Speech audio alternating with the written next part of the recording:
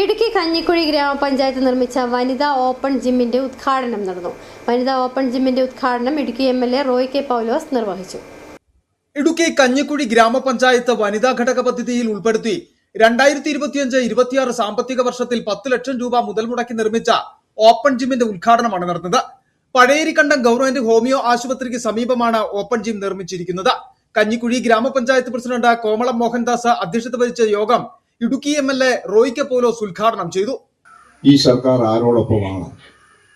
ഈ സർക്കാർ ഈ നാട്ടിലെ പാവപ്പെട്ടവരോടൊപ്പമാണ് എന്ന് ബോധ്യപ്പെടുത്തുന്ന സൂചനകളാണ് ഒന്നാമത്തെ മന്ത്രിസഭാ യോഗത്തിൽ ഈ ഗവൺമെന്റ് എടുത്തിട്ടുള്ളത്.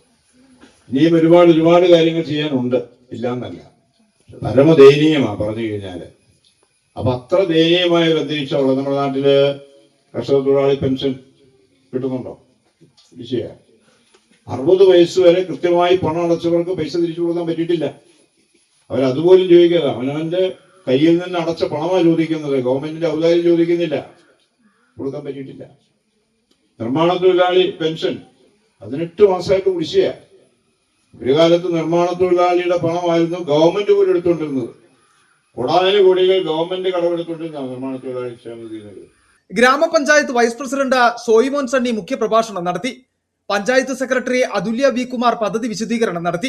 ആശംസകൾ നേർന്ന ഇടുക്കി ബ്ലോക്ക് പഞ്ചായത്ത് ആരോഗ്യ വിദ്യാഭ്യാസ standing committee chairperson Sona Treesa Joby, block panchayat member Ajith Kumar, ward member Rajeswari Rajan, Kanjikuzhy ഗ്രാമപഞ്ചായത്ത് വികസനകാര്യ standing committee chairperson Savithri Satheesan, ആരോഗ്യ വിദ്യാഭ്യാസ standing committee chairperson Deepa Joseph, ക്ഷേമകാര്യ standing committee chairman Sibichan Thomas എന്നിവർ സംസാരിച്ചു.